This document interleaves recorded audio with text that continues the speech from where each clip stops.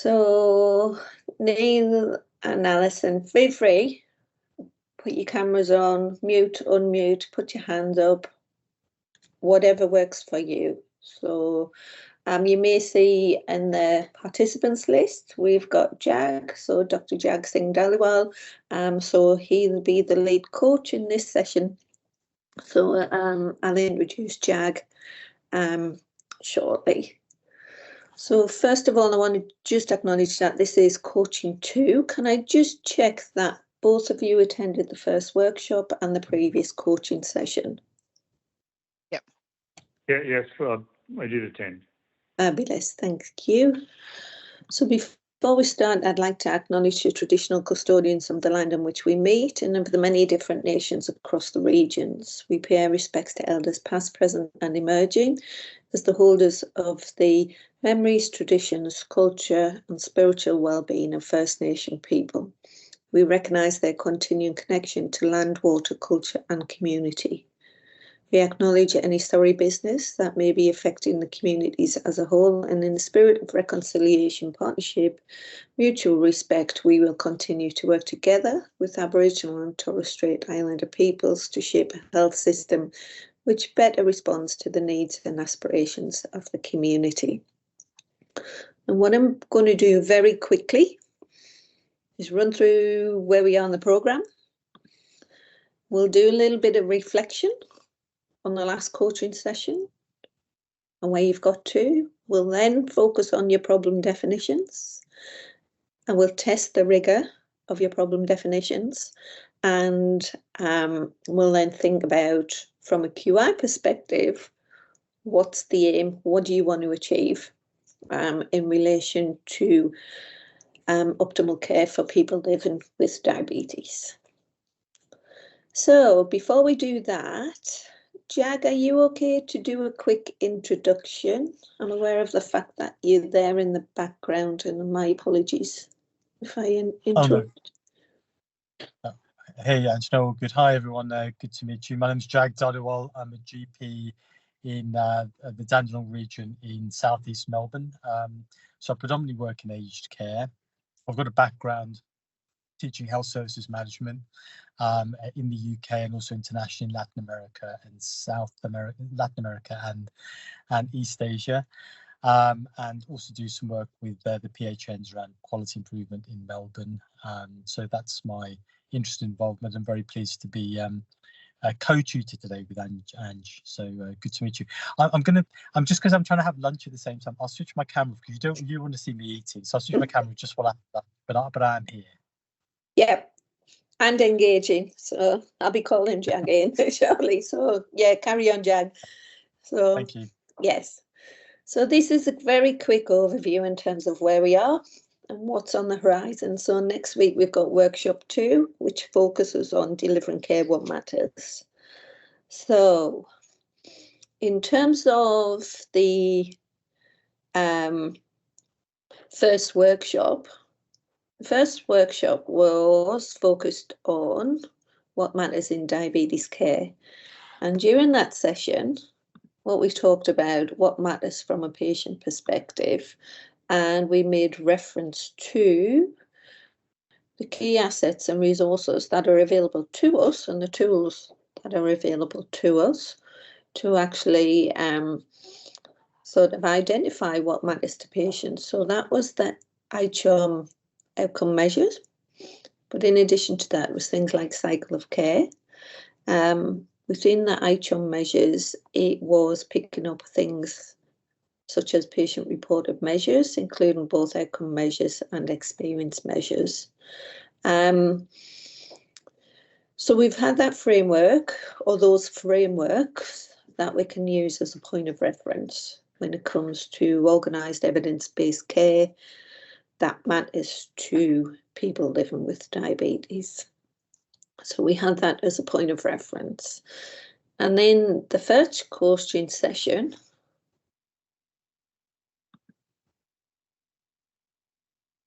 we then considered what we do in these coaching sessions. So we fed back what we captured in that first workshop. And then we talked about the key challenges, and we documented all of the key challenges of delivering optimal care for people with diabetes on our whiteboard, and those results were shared with you. So we then considered the context. So from a quality improvement perspective, it's really important to consider the context within which you're operating, because that will either help or hinder you drive forward the improvements that you want to see happen. So from an external contextual perspective, things like the policy context, the reform agenda was mentioned, things like the social dynamics, so the demographics of both your patients and your populations in your communities that you serve. So the makeup of those populations and the different expectations and service officers that you can provide. And then the infrastructure that supports you. So the staffing, workforce, what you have, what you can access in the community, what are the issues and gaps there, but also those other infrastructure things such as technology and so forth could be factored in there. And then the internal factors were obviously your workforce. So your internal workforce was a major issue there in terms of how you access that team. And I think one of the members mentioned that another internal factor to consider was access to data.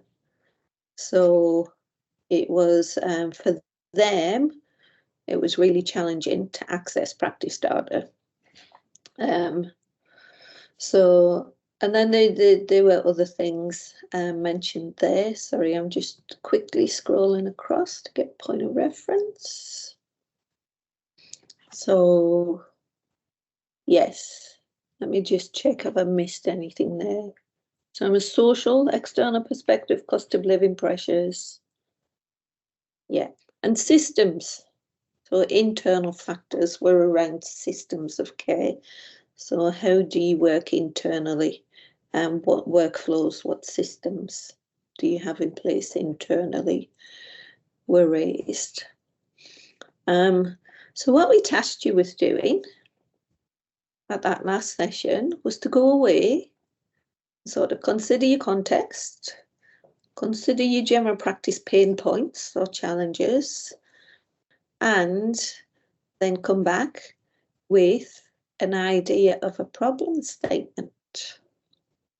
So that's what we asked you to do. So in this session, as I mentioned, we're going to hopefully you'll be in a position to share a problem statement. Then we'll work with you to test your problem statement. And then we'll look at how we translate that problem statement into a people-driven aim statement. So, and we'll talk that through. So I'm going to stop speaking now, and I'm going to invite you to do two things. First of all, we've had Jem just joined us. So Jem, it would be helpful when we get around to you to maybe just introduce yourself. But what I would like you to stop and consider is, are there any reflections, any insights, or any learnings, either from workshop 1 or your last coaching session, that you might want to share with us? So you may recall that we circulate a knowledge capture sheet that asks you to stop and reflect on the what. So what have I learned? What were the key issues? The so what is, what does it mean to me, my practice, my patients? And then the now what is potentially how do you shift that into action? So what are you going to do about it? So that's one thing. So share any reflections or learnings that you have. And then the other thing is, given that we adopt this coaching approach, we talked about the growth model that we use. So whilst we, Jag and I, have an objective in terms of what we would like to achieve by the end of this session, we want to ask you if you've got any personal goals that you would want to achieve in this session as well. So reflections and your personal goal. So Jem, sorry, I'm going to put you on the spot because we've said hello to Neil and Alison. So would you mind introducing yourself and maybe give us some reflections and also your idea of what your goal is for this session? And feel free to put your camera on if you can, if you'd like to. Yeah, so I'm Jemima Johnson. I've been working at Orange Family Medical Centre as a chronic disease management nurse, practice nurse. And it means that I've developed or come across diabetes a lot. And so last year I went and did a postgrad study at uni again to kind of back up that that practice.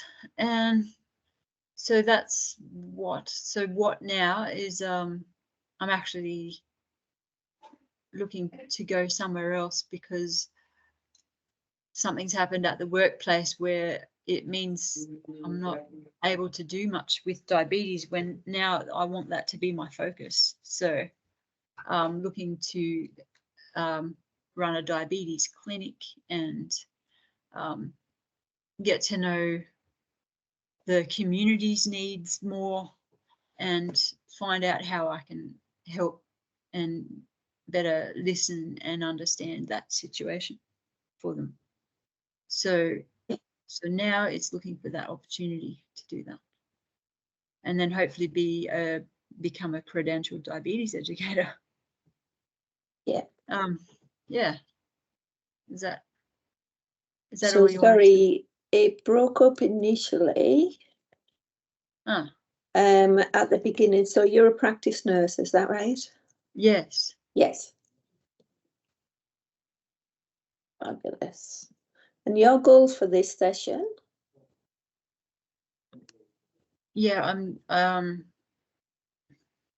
maybe just to be refreshed on the I guess the structure that other people have in how they approach the care of people with diabetes. Yeah. Yeah. Great. Right. Neil, reflections on workshop or the last coaching session, any insights, any learnings? And then have you got a personal goal for this session? Yeah, thanks, Ange. I think during the course of the last coaching session, we were exposed to some web links about patient activation. So I spent a bit of time in the lead up to this looking at those online resources from the Agency for Clinical Innovation and the measures, some of the, I think there were two websites that were put forward. One was about the different sorts of measures of the different sorts of questionnaires or tools that might be used to measure patient activation, and then there was an ACI online education resource for patient activation or patient engagement and some of the challenges and some of the ways that it might be better achieved. So I spent a bit of time thinking about that, and I guess there was nothing.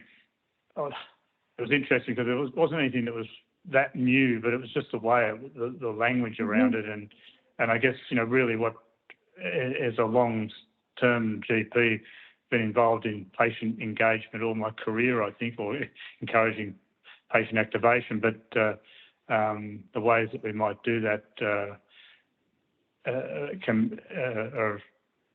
don't know.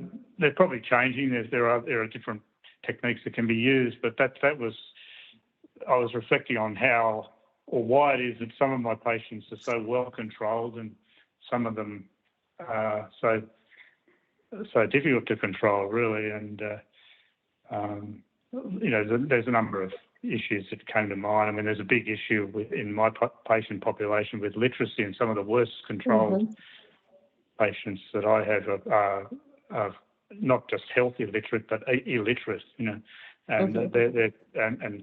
so we've worked, but even with those sorts of patients, I think we've been able to work with them and help them understand their condition better. And so that were my reflections. And I guess I really want to shift the dial, I guess, and that's in terms of what I would achieve. I want to try and improve my numbers in terms of the percentage of people that are achieving, what's regarded as a satisfactory HbA1c. I guess that's the measure that I'm going to. That's what I would like or think would be a good one to look at. And we've got some data within our practice record system that we can measure and follow. So, Great. Fabulous. Right, it seems to me that you've jumped to the aim. Oh no, not at all. But I think I had certainly spent a bit of time developing going down that sheet that was provided and worked out the problem statement that I think I can probably work on. But I'm looking for guidance to that, whether I'm biting off more than I can chew, or whether I need to refine that. Yes, and that's what we're here for, because one of the biggest challenges when it comes to quality improvement is ensuring that you've got a confined scope, because it's about small scale incremental change. We all tend to see a big problem and want to fix everything. And basically you set yourself up for failure if you try and change everything. So right, we'll come back to that. Looking forward to that, Neil. Alison, any reflections and also your goal? Thanks, Ange. I actually sort of went into the last coaching session not sure how it would apply to our service delivery and what we would get out of it, because we're a little bit different. I'm a credentialed diabetes educator working for an organisation that provides services into GP practices. So we work alongside a number of GP practices, but there's a lot of external factors to our service that impact on the uptake of our service and I guess how we can deliver services. And it was actually a really good experience to go through the last coaching session, because it allowed us to reflect on what are the main issues that are impacting on our service. And we sort of we're looking at underutilization. We've got this limited time that we can spend in each practice, and so we really do want to be maximising the impact that we can have while we're there and making sure that the service is being utilised to capacity. And at times clients not attending appointments impacts on that, and in some ways it feels like those circumstances are out of our control because we're working in a co-located environment. But I guess the discussions that came around that sort of highlighted, is there a real understanding by the consumer of the services, what they would potentially get out by coming along and accessing the services? It's one thing to say, come along and see the diabetes educator, but maybe there's an opportunity to improve the consumer's understanding of what the benefit of coming along and participating in that would be. And so I guess out of that, we looked at potentially the problem statement being how to optimise service utilisation in co-location services. But it also made us realise that we're making a lot of assumptions, and so we probably need to peel it back and, start a bit of a pilot and really explore the factors that are contributing to it instead of assuming. So yeah, I've found it a really good opportunity to reflect on what we're doing and reflect on what assumptions we're drawing, and then address that. So my goal from today is to hopefully go away with a bit of a plan on how to start to look at that problem. Yeah. So the way we've structured this, we might not necessarily get to the plan base. So we followed the method rigorously, because if you, although it is iterative, I'll come on to it, if you jump around, it breaks the fidelity. It's not to say that what you do wouldn't work, it's just that we find if we stick with the methodology, the flow and the approach, it gives you a lot more rigour in terms of how you get there, and it also helps you decide where to put your finance improvement efforts and resources for that maximum gain. So Yep, where will you get the best bang for the buck? Because we all know that we have finite resources and we're overstretched. But I just want to reflect, Alison, on your challenge, and just highlight the fact that your challenge isn't specifically your challenge, because in yesterday's coaching session and the previous ones, what we're doing is hearing that other allied health professions, regardless of where they work, so whether or not it's allied health within an AMS, whether or not it's private allied health, or whether or not, but less so in the local hospital district service, but less so for them, all of allied health seems to be having the challenge of engaging with consumers. So, okay. yeah. Your added challenge is that co-location. So, yeah, because you're going, well, there's benefits, pros and cons, but so you're going into services and using their infrastructure, and to some extent being reliant on them. But in that respect, so are private allied health, so are, yeah. So, yeah. Radio. And your goal for today, sorry, let me capture your goal. Well, I don't know if that's applicable, because I was hoping, I was thinking my goal was to go away with a plan, but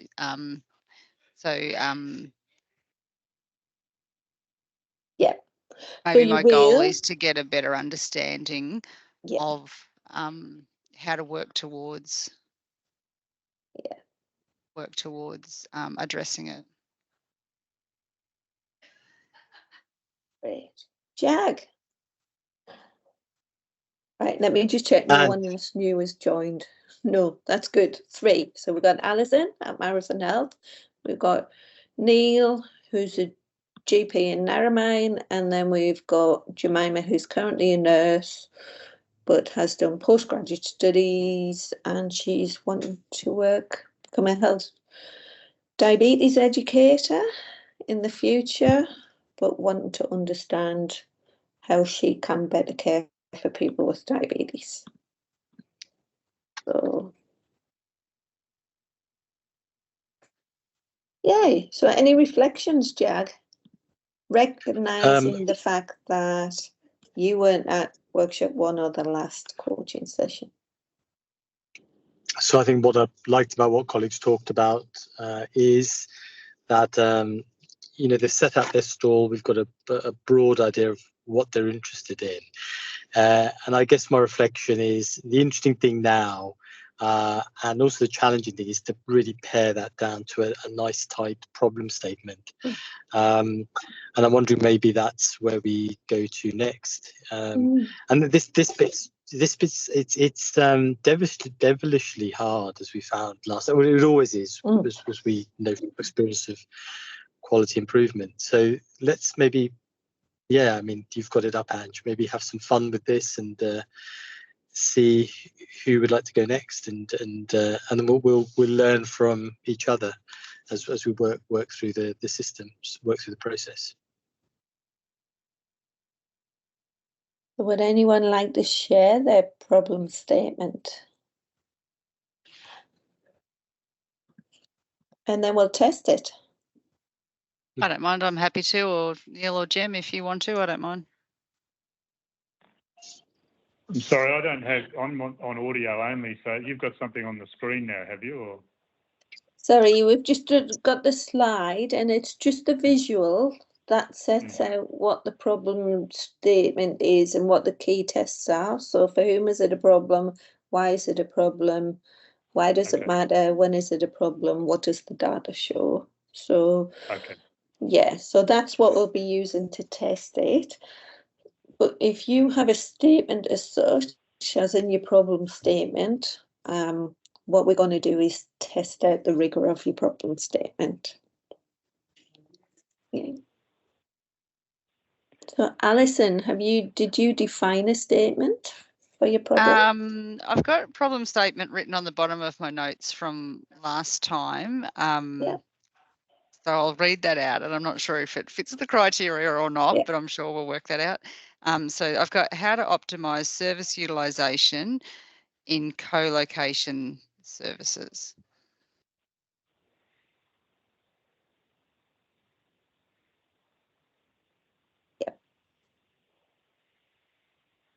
And when you say service utilization, is it just diabetes education, or is it? It's probably more, well, it probably is allied health. Like for us, we do diabetes education and dietitian services, and the challenge is consistent across both. Yeah.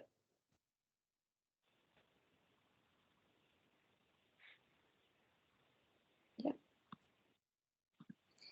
Radio Jag, how are we going to test it? Is that mute, Jag? In $20, Jag. Oh gosh, I'm losing out. So I guess we look through these questions. So because you know the statement almost leads to questions that we're probably that the rest of us are asking. You know, so those of us who don't know, it is Alison that just talked, isn't it? Yes. Yep. And so maybe if we work through these questions, we'll read them out for colleagues who can't see the visuals. But for whom is it a problem? So so you're looking at service optimization. So who is this a problem for? I guess it's a problem for the service provider because you're not maximizing, you know, you've got limited time to deliver a service, and so it's almost wasting potential, the potential of the service because you're there to deliver it and clients haven't attended.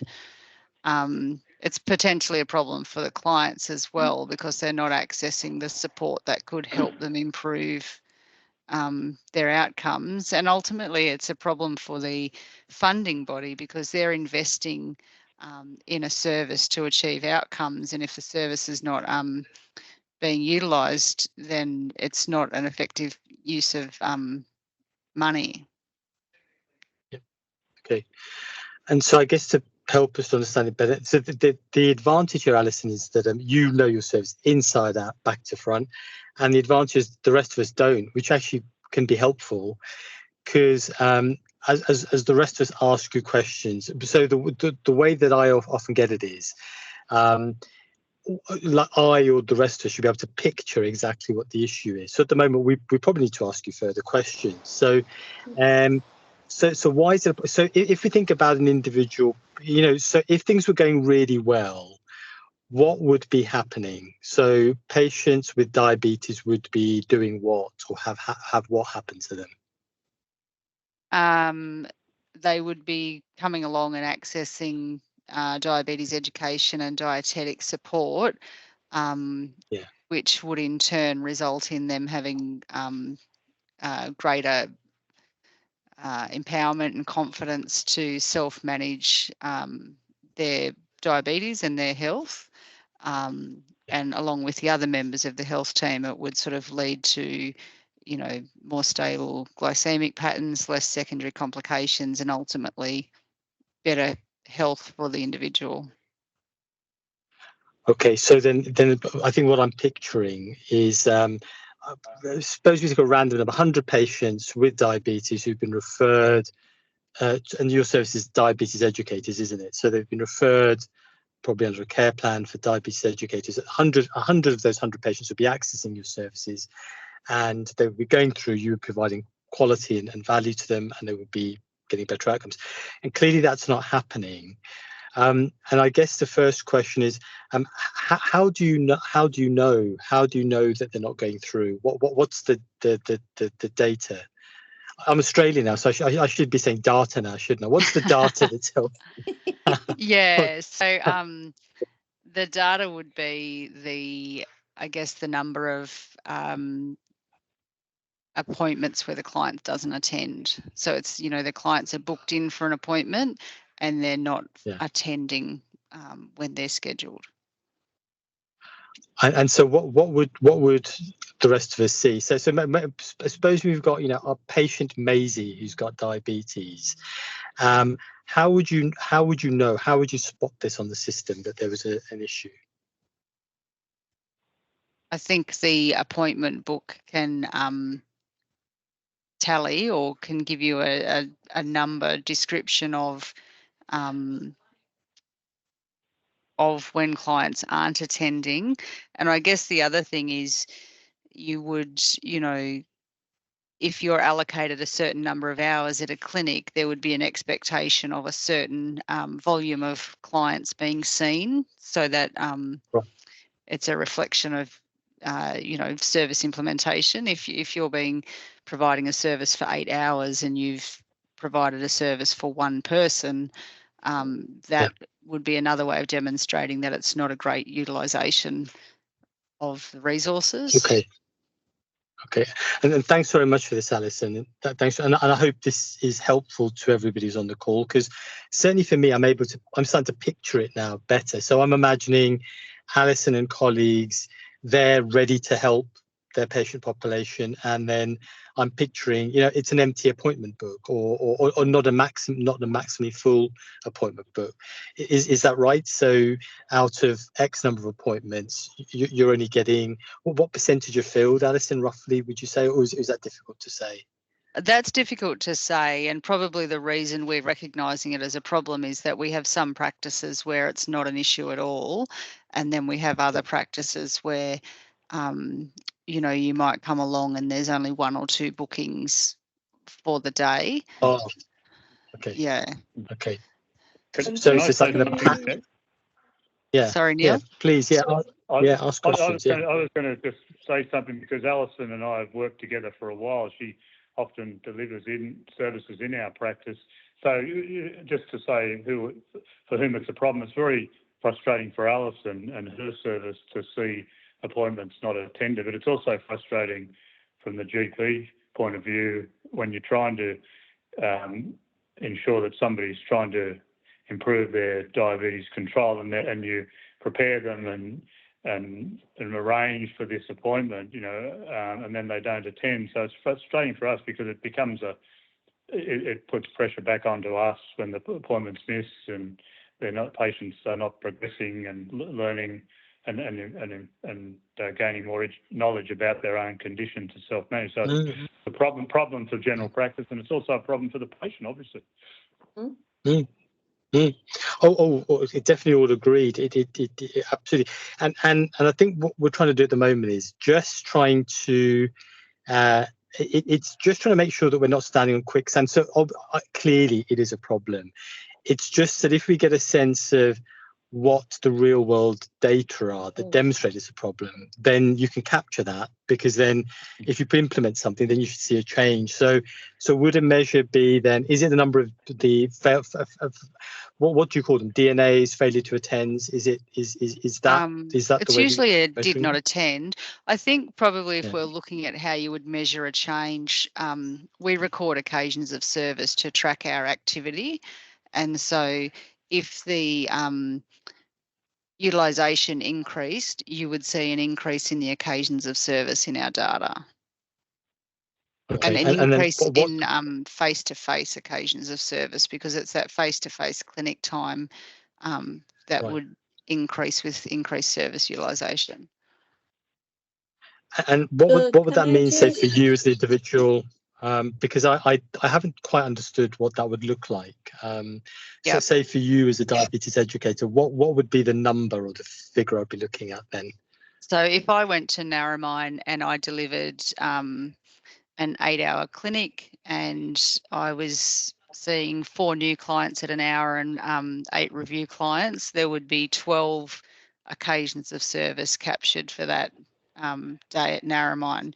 If I went to Narromine and had a full day booked like that, but half my clients didn't attend their appointments, then I would only have 6 occasions of service to show for that clinic day. Oh. Does that Brilliant. describe it? Yeah. Oh, fabulous! Yeah, I mean, I just call that booked appointments or booked encounters, and that's great. Yeah. So sorry, Ange. That really helps us. And what were you going to say, Ange? No, I think, sorry, when Neil spoke there, I'm thinking there's the hard data, there's also the soft data. So Yes. yeah, so just to contextualise, my understanding is that Western New South Wales PHN has commissioned Marathon Health to provide gap-filling services within the community. So the PHN undertook a needs assessment to work out where the gaps were, and Marathon was one of the successful providers. So in terms of what Alison, it is Alison, isn't it? Sorry, Alison said that in terms of key stakeholders are involved here, not only the patients. So we might need to think about what data we need to get the patients' level of activity. So that's where your number of appointments, occasions of service, DNAs and everything is valid. So there's a patient's, but also the patient perspective. So that feedback from them, qualitative feedback. There's the general practice perspective in terms of their role and contribution, their expectations of Marathon Health. There's Marathon as a service provider in terms of what its expectations are and the feedback it gets from the clients who are engaging with them. And then also what's the reporting requirements up to the commissioner, so the person who funds this, because from a value-based healthcare perspective, there's multiple sort of components to it, isn't there? And the commissioner is very much about the fact that they want to make sure that from the public purse that we actually achieve value for money. So from a Marathon Health perspective, it's in their best interest to not only the patient's best interest, but Marathon Health sustainability best interest to actually up the ante and up that activity to meet that community need. So, yeah. And when you're talking about that, I'm thinking we get feedback from the patient perspective because we, you know, we have a patient enablement survey that we share following our consultations, but we don't get that perspective. We're not capturing that perspective of clients who aren't coming along. So the ones that come along, we're getting the feedback on how they find the service, but we're not capturing what is it that's stopping those others from actually coming along to their appointments. And we're probably not, you know, we'll have meetings with practices to understand their needs and, you know, whether the service is meeting their brief. But I'm wondering whether there's the potential to get more information from practices as well. So that was great, Ange. Thanks, Alison. So, Alison, just read that your problem statement. So, having gone through and really helped us to drill down into what you're experiencing on the ground. So what I really heard from you was, all the aspirations about why, we want patients to engage with the service, and what you're experiencing is days that aren't optimally full, days where patients fail to attend, and episodes of care where patients don't consistently attend appointments. So that's what you're experiencing. So if you just read what was your problem statement again? And then I just wanted to ask you about that. It was a Yeah, question. Right, Jag. Yeah. What was your statement, Alison? Yeah. Yeah, it was a question. It starts with how. Yeah. Yeah. How to optimize service utilization in co-location services. And so this is just, it's a thought, but tell me what you think. So that's really, it's good, and it's broad, isn't it? Because that word optimization needs unpicking. What does optimization mean? And so thinking about what you'd said around what you experience, is it possible to make that definition of optimization tighter? So what I'm thinking then, knowing nothing about your services, rather than using optimization, which is undefined, you could make it tighter. You could say, how does our service, and we'll get back to this idea of a question and statement later, but let's just do optimization first. How do we cut down the failure, the DNAR rate for our service? Do you see that's tighter? Or what was the term you used, Alison, for booked appointments during the day? You used a term that I don't use, but you use. Occasions of service. Occasions of service. Is that what you call it, Alison? No, like I would call it appointments when we see people, but in our software system, to track our activity, to report back to our funder, each appointment has an occasion of service record linked to it, so that it describes our activity. And so the ask could be, rather than using that word optimization, which is a great word and it's really broad, is it possible to replace that with something tighter that you would actually see in the real world? So if I'm thinking about my service as a GP, for example, I might say to you, Alison, I want to optimize my GP service. And you think, okay, that sounds good, Jag. I don't really know what you mean. And then if I say, Alison, actually what I want to do is I want to cut down on the number of failure to attend each day. So at the moment, I have a failure to attend rate of 20%, and I want to cut that down to 5%. Do you see how that's a lot tighter? Because optimization is broad. Yeah. So I could say to increase occasion of service activity in locations where attendance rates are low. Yeah. So that gets it. Do you see how it gets tighter, and you can carry on making it even more tight, because there's something there about you've got different occasions of service rates at different absolutely. Like like Narromine, I would never turn up at Narromine and have an empty appointment book, or only have one or two booked. Like Narromine will always have the day booked, but other communities you might go into and the staff have, or for whatever the reason is, there's only 3 people booked for the day. But the demand is for the service is there within the community, but the bookings aren't. That it's either they're not booked or they don't attend when they are booked. That leaves to low activity on those days. Yeah. Can I be really cheeky? Can I introduce root cause analysis? Jag, do you think it would be helpful to look at? I would. I was just going to, if we just go back to that previous slide and then come straight onto this. So Alison, and I think everybody, because we're all going through this process. Just to say how the problem, and I'll read them out, because is it Neil that can't see the slides? So what is the problem? For whom is it a problem? Why is it a problem? Why does it matter? I think why is it a problem? Why does it matter? Alison's addressed.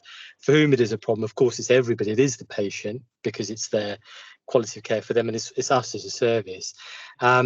When is it a problem? That's interesting, isn't it? Because there's something there about it's different at different facilities, different service outlets, and what does the data show? And I guess my question would be, do we know why? Do we know why there's a difference between, you talked about 2 different services there. do we actually know why? And this leads, I think, onto what Angie's about to do now, which is root cause analysis. Because that's interesting, isn't it? Why is there a difference? Do you know, Alison? Out of, maybe you've done the analysis. I don't know. Well, this is where I found it was interesting last time. Like, we have a few ideas, but when you actually look at that, you're really making assumptions, because we haven't directly spoken with the.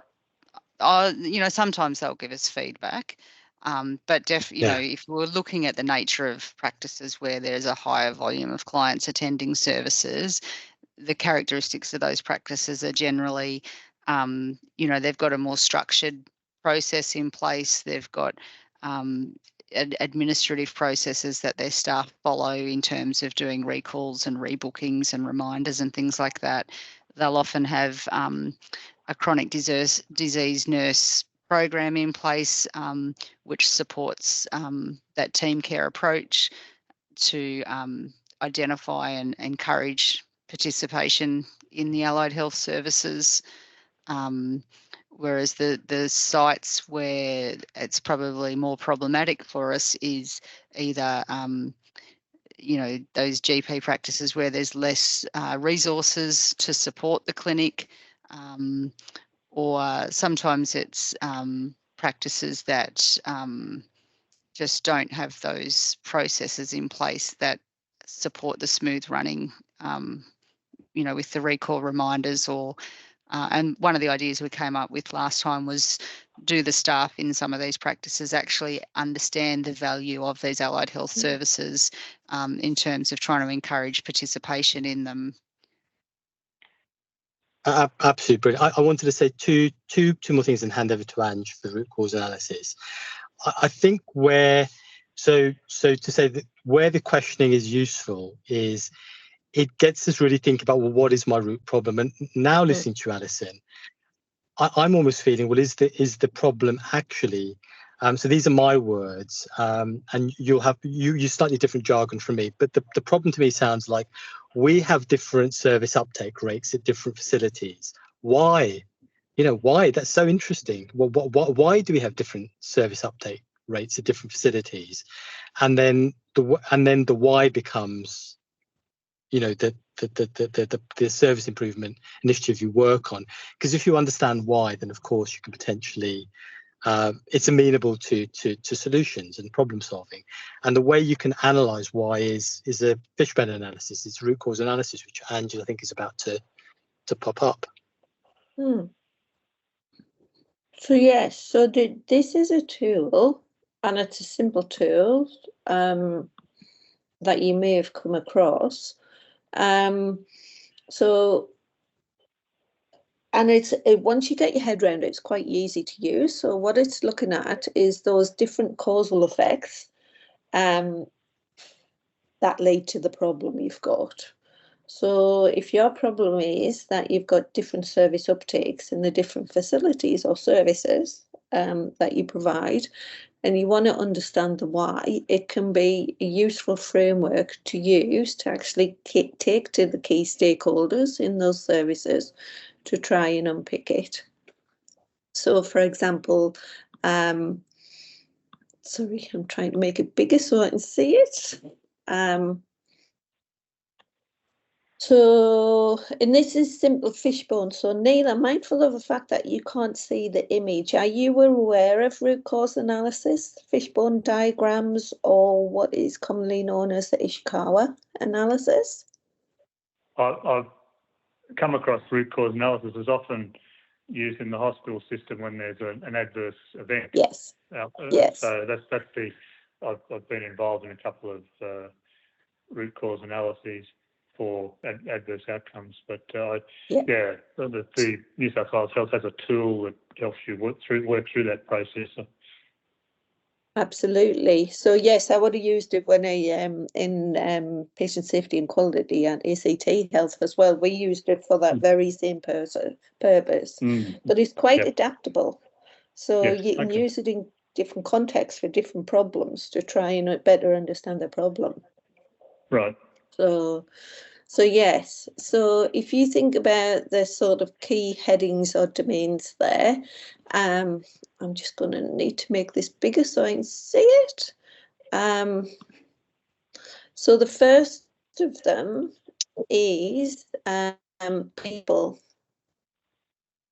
So under the people domain, there's multiple people involved in your workflows, Alison. So there's consumers or potential consumers of the services you provide. So in terms of how, I'm going to ask you some questions in terms of, have you got data from the sorts of people who would benefit from a service, who aren't engaging with the service? Do you know what that cohort of people look like? You know the cohort of people who engage, but you don't know the cohort of people who don't engage. Where would you get that data from? And how would you be able to reach them to ask them why they don't engage, so that you can better understand their circumstances, their drivers, their issues, their challenges? So under the people bit, there's the consumer focus. Under the people bit, there's the practice staff that you work with. And again, it's about getting a better understanding of their understanding of the services, their ability to market your services, their ability to book these patients in, their ability to communicate with these patients, because they're basically selling your services to consumers. So who are those people? What are their issues and challenges? What are their needs? So we can ask ourselves why. So why does this person in this practice, say for example, Nails and Narromine, why is that practice nurse great at getting patients into our diabetes educator sessions? Why is their receptionist great at explaining what the role of the dietitian is and basically persuading patients to come along to their appointments? But then in those practices that have low engagements, so why are those individuals, whoever the individual may be, so why are they incapable, I'm using this bluntly, incapable of translating what we do to the patient to get the patient bought in enough to book an appointment and then show up? So there's a people factor, and that they often use the 5 whys. Neil would have used this when he was doing his investigations into those clinical incidents. So 5 whys to get to the root cause of the problem. And then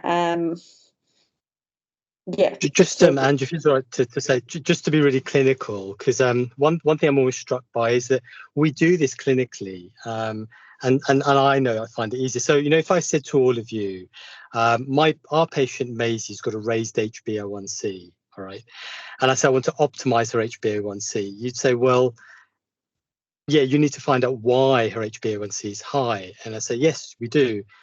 And then if I just said, well, her HbA1c is high because she's got a crappy diet, you say, yes, there must be more to it, Jag. There'll be some health belief issues there. There'll be some cultural issues there. There's probably things going in terms of comorbidities. There might be something to do with, have we thought about the best medicines to use? Do you see in the same ways, it's exactly the same type of process. So Alison, so you're talking about optimizing your service. It's like optimizing HbA1c. It's the idea that just like optimizing HbA1c, one would need to find out what the root cause is of a raise the HbA1c is, and you would do it holistically, wouldn't you? You would do psychological reasons, social, physical. You think about a medication, and it's the same thing here. So there's something here about we haven't got optimization of our service, and that is the way you experience that, a bit like seeing HbA1c result that's high, is you see that in terms of the figures, the stats, the data that show you that your list isn't full for the day. That's like an HbA1c reading. You then go, and then you would, our first step before we even try and manage the patient is just to try and understand what's going on. So having reflected, Alison, what's your thoughts? What are your thoughts and reflections then, having gone through this type of question? Think that's really interesting, because I guess historically, I don't like using the word blame, but historically it's just, well, that client hasn't shown up, you know, it's them, Yes. that's on them. And understanding that there's often a lot of, you know, other competing priorities and social reasons, and, you know, it's not that they've necessarily chosen not to come to the appointment. There's often other factors behind that. But this is sort of opening your eyes to, you know, the other factors within the practice that potentially could be looked at. And even when you were going through it, Ange, I was thinking that, you know, there's some practices where, again, it's making assumptions because we haven't addressed it, but the staff may seem really unhappy in their roles, which then results to low motivation, which then flows on to really, you know, that less encouraging type attitude towards getting clients into allied health service providers. So I guess it makes sense the way that you've just reflected it in putting a clinical focus on it. It makes sense, and it brings to the fore the importance of probably looking at it in that different way to what we previously have. So this I loved what you just. I loved what you just. Oh, sorry. I loved what you just said, Alison. It's a bit like if Maisie's HbA1c is 7.5, we don't go around blaming her. Hey, Maisie, try harder. You know, we win. We've understood. Thank God. I think hopefully we're getting better at not blaming, just understanding. And it's the same thing. So Maisie doesn't turn up to appointment is a similar type of thing. Yeah, interesting. Sorry, Angie, I cut you off there. No, it's good. But the same way we as individuals have got our own, and you're the clinicians, I'm not. So we operate our own internal systems. This is a system perspective because there's multiple dimensions to the problem. So this just gives you a useful framework. Now, what I'm thinking, right, there's two things I'm thinking of, Alison, and I'm also mindful of the fact we've got Neil and Jemima on. Yeah, absolutely. So no, it's fine. What I'm thinking is that, like, while we use this as a case study to work through, you might want to stop and reflect, how can I use this as well to help sort of focus on, analyze, reframe my problem to be more specific, because I'm going to challenge you to be even more granular, Alison, than Jag was in terms of your problem. So you've got multiple service providers, and you'll be able to, you've already identified Narrowmind's great, appointment books filled up, occasions of service, we're probably at 80-90% of like our capacity, not a problem area. But then you already know where the hotspots are. So, but you don't necessarily understand what the actual need is. So the actual need and the expectation may be clashing, as in the PHN's made a judgment, or someone's made a judgment in terms of where those services are co-located, but from a people perspective, have you got a real sense of the number of patients within that practice who have diabetes, the number of patients within that practice who have a robust care plan, and then the number of patients within that practice who have either diabetes education or dietetics on their care plan. So, because then that gives you an idea of the sort of volume of work, or the sort of scale of the work that you might be expected, and then sort of to compare whether or not I mean, it might be the fact that you're just in the wrong place at the wrong time, and whatever, but it may not be. So engaging with the practice to get an idea of the size of the diabetic population, registered or who visits that practice. Might be really helpful because it might give you a few other insights.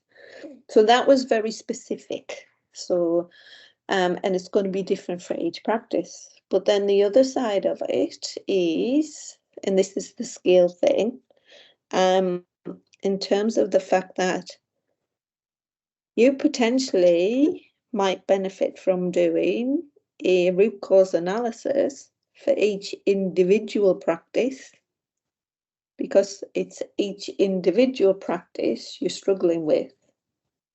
I think you would have to do it for each individual practice. I think Yeah. it's too hard to do it across everyone and treat them the same. Yeah. Yeah. Yeah. So you might want to, so going back to your aim or your problem. So how do we reduce the DNA rates from our services from whatever percentage to whatever percentage in this specific practice?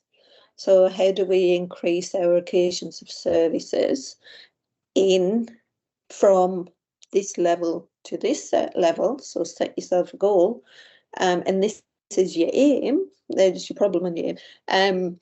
So in this specific practice.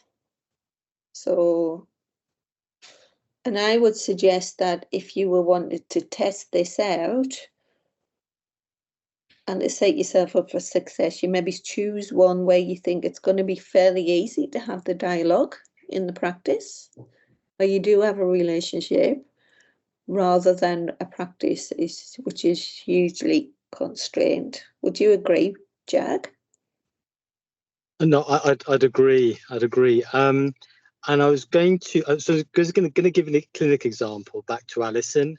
Yeah. So Alison, if I tell you, Alison, I want to optimize. So Alison, work across 6 GP practices. They're part of our team. Yeah. So I tell you that. Then I say, Alison, the problem is our service isn't optimized. And then you say, Jag, that's great, but I don't understand what optimized means. I say, well, Alison, what we found is that the appointment books at these 6 different practices are different. The appointment book in one practice it's at 100%. You know, everyone's full all the time. The appointment book at the worst performing practice is only 20%. You know, 80% of appointments, no one pitches up. And then you say, okay, that's good. And then you probably ask me, well, Jag, well, why is that? And I said, well, Alison, I've got some ideas, but I haven't really looked at it. And then you might say, well, Jag, maybe that's a good idea. Why not go off and look at it? And I say, how would I do that? And you say, well, a root cause analysis could be good. And then I might say, well, maybe I'll just do a root cause analysis of all 6 practices. And I'm sure you'd quite rightly say, but Jag, you can't do that because all 6 practices are different. There'll be different patients, there'll be different staff members, different things are going on. Different and systems, so then what I workflows, different systems. Then what I get to is, okay, so I then with the team and the team includes patients in the community, we could start to do, you know, root cause analysis to get to understand the underlying problems. And the really great thing is by figuring out what the problems are and doing it collectively, the solutions tend to arise at the same time as you identify the problem.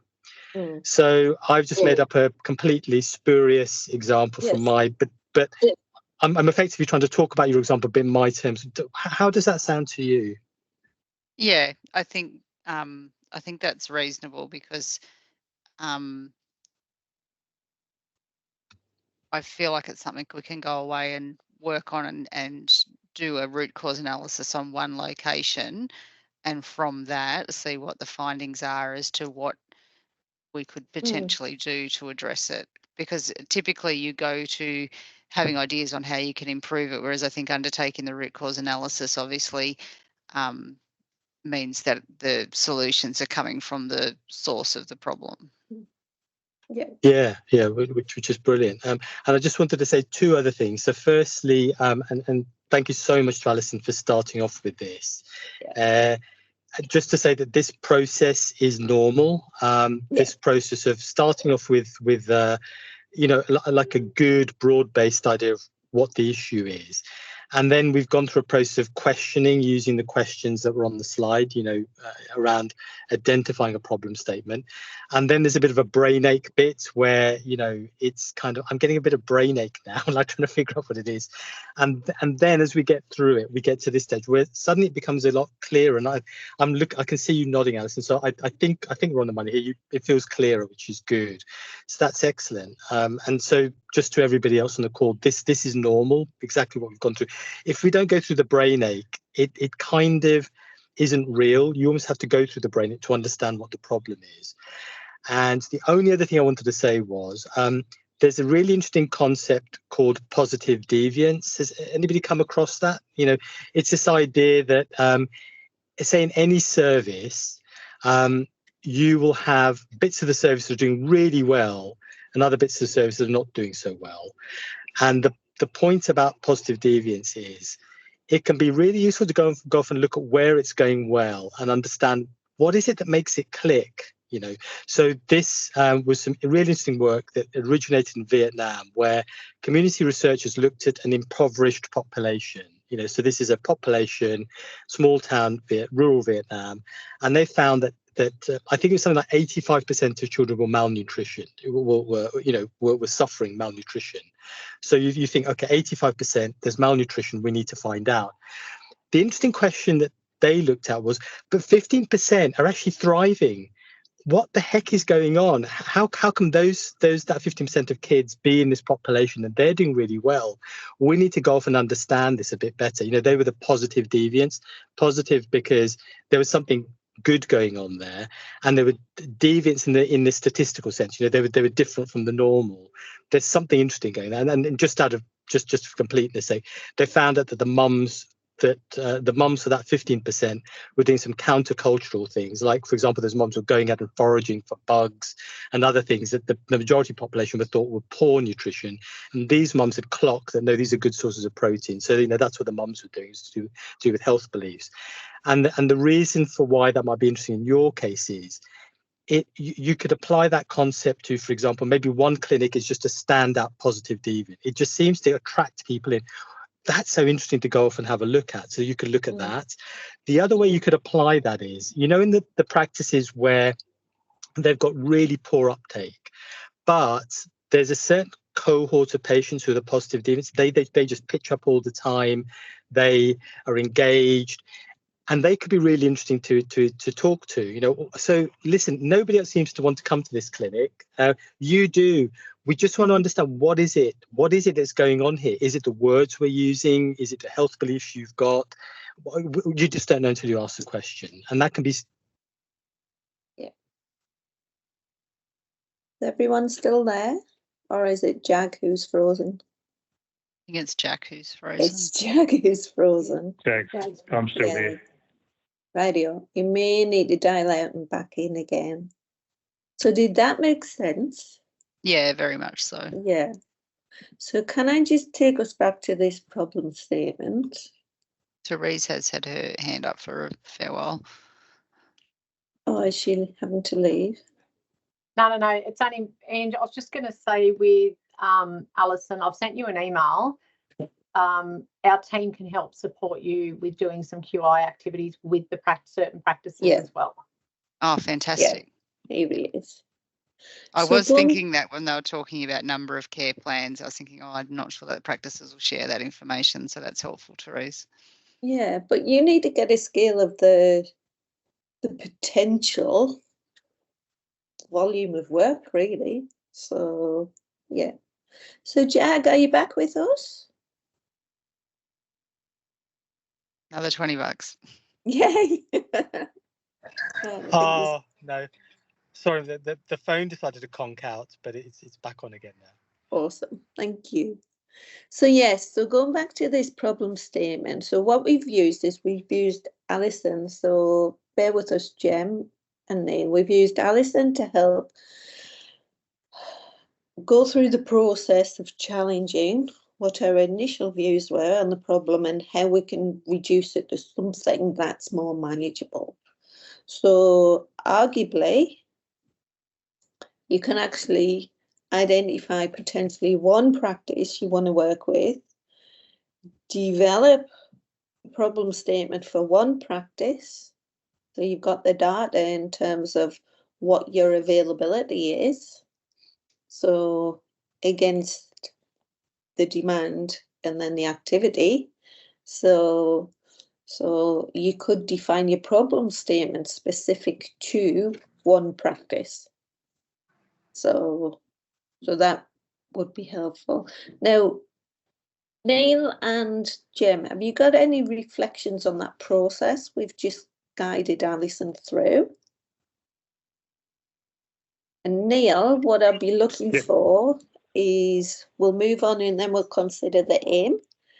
And I'm wanting to use you as the case study for the aim. So that's fine, yeah. Yeah, I know. Jem, have you got any reflections on the process we've just been through? Because it might challenge you to think, how do I finesse a problem statement I could work on in my practice? No, yeah, no, that's very clear what you've set out there. So, yeah. Great. Right on. Now, two things before we come on to the aim statement, recognising we've got 15 minutes left. Now, this document, it's not great to see online. So Neil, for your benefit, what this is, it's an A4 overview of model for improvement. It asks you to specify what the title of your QI initiative is. It asks you to make explicit what your problem statement is. And then using the model for improvement methodology, it asks you to set out what you want to achieve. So what's your aim, what your measures of success will be, and what your change opportunities are. And then in that template, it's got the opportunity to put your current state workflow, your future state workflow, if you're looking to change the workflow, and then document your PDSAs and publish your results. So it gives you that broad overview of what we're working through. But you can very clearly see the beginning point is defining your problem, which is why it's critical. So, but then moving to, so relating that to the methodology we've got, so the context was one. So each of you now understand the context within which you operate. The diagnostics, well, that root cause analysis, Alison, is a diagnostic, and that will not only help you finesse your problem, some of the feedback might then inform, and you might need a refresh of your problem because you better understand the problem. But then you need to understand the diagnostics results, the context you're operating within, which is what you'll be doing, Alison, before we move into step 2, which is the plan component. And the plan bit is where we pick up model for improvement. So that's where we are in this cycle. So, and then moving to model for improvement, obviously, problem, and then we need to define the aim. And the aim statement needs to be specific. So it needs to be smart, so specific, got to be precise. You've got to be able to communicate in 1 or 2 sentences what your key aim or your goal is. It's got to be measurable. So therefore, it's got to have an indicator of change in it. So Alison, we morphed into nearly an aim statement for you, which was, you know, when we talked about, we've got to be able to see a shift. So either a reduction, you qualify your reduction, how much of a reduction. And I think Jag used as an illustration, we're going to reduce DNA rates from 20% to 5% in this specific practice. So we either want to see a shift down or an increase. So, and ideally it needs to be routinely collected data that you would use just to make life easier. It needs to be achievable. So that's the biggest issue in quality improvement. We go too big. So I say to people, make it small, then make it smaller. So, and that's where the PDSA bit comes in. So yeah, it's got to be relevant. It's got to be realistic. So, and then it's got to be time bound. So you need to give yourself a time scale. So So you've got to set yourself a smart aim. Now, the other top trick to do here is to think about how do you make it people driven. So you then thinking about how do you build in the words to motivate people? Well, first of all, to inform people that it's a shared problem. It's not just Neil's problem or Jem's problem or Alison's problem. It's people within the practice problem. So a shared problem and a shared aim that you will be working on. So that they all understand that they have a contribution to make, because quality improvement can't be achieved in isolation. It's a team-based effort and sport. So very quickly, so Neil, you mentioned your aim earlier. Yeah, my aim was to going through the worksheet. I got to the bottom of it and sort of had been thinking about it for a while, but I tried to crystallise it, and I wanted to increase the percentage of diabetes patients under my care with an HbA1c at target by 5%, say. Yes. HbA1c at target by 5%. Jag, do you want to challenge Neil on that? Yeah. Give me the brain ache, Jag. Give me the brain ache. So I guess, Neil, it is it's so things that will be going through my head is what's the reason, what is the reason for not being a target? And actually this is pretty massive, isn't it? Because there'll be patient factors. Patient factors, you can have psychological, social, physical. There may well be practice factors. There may be there'll be a gazillion and one things going on. So it's the individual patient, it's the patient community and their family, it's your practice. There may even be some personal factors for you as well, which may be going on in terms of, it could be something to do with GP availability. So if we're going to do a root cause analysis, this would be big. So things going through my head is, one other concept that can be useful is, Pareto analysis, the idea that not all of those root causes are equally significant. There's often, 20% of the issues cause 80% of the effect, the 20-80 rule. So you could, do we know what's most significant in terms of the root causes of not getting to that target? And that probably, I'm guessing, may need further analysis, but I need to put it over to you because maybe you've done the analysis. Do you know what the big ticket items are? So why you're not at target? What are the big issues, and can you justify? Do you know you've got evidence for why certain things are a problem? Well, only qualitative issues, I guess. Really, I don't have hard data, but I sense that there are people who I find most challenging have issues around. There's socio-economic issues, there's literacy issues. They're not insurmountable, but they're challenging and they require a bit more time. And we've had some success with some of those more challenging patients just through persistence, really, and breaking down the education and analysing analysing the individual cases and working with other agencies to bring supports to help them achieve those goals. So I guess that's the qualitative data, but yes. nothing quantitative, really. So Neil, that's really good. So what I'm hearing there is you're focusing now on a specific target group. So if you listen to me now speaking as a fellow GP and say, hey Neil, in my practice I want to improve HbA1c levels for our diabetes patients, that I want 80% of them to be achieving HbA1Cs of less than 7. You think, okay, Jag, that sounds pretty massive. And then I say, actually, Neil, what we found is that out of our practice population, 50% are from the posh end of town. They're all health literate, they're fine. The bit that I'm really interested in is the 50% who are on the poor end of town.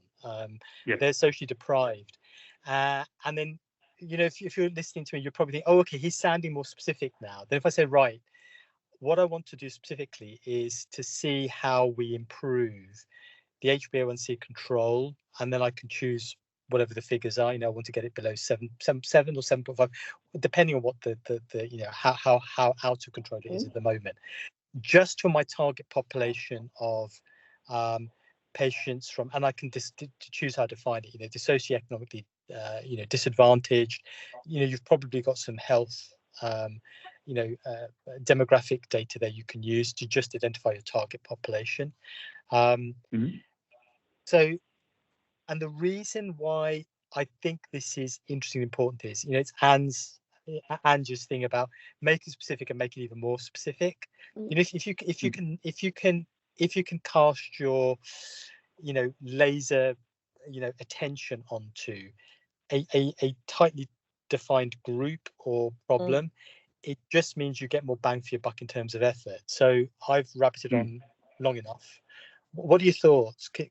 Is that what you're really interested in? Is it that target group you're most interested in? Yeah. I think it is, and I think it's probably there's possibly something that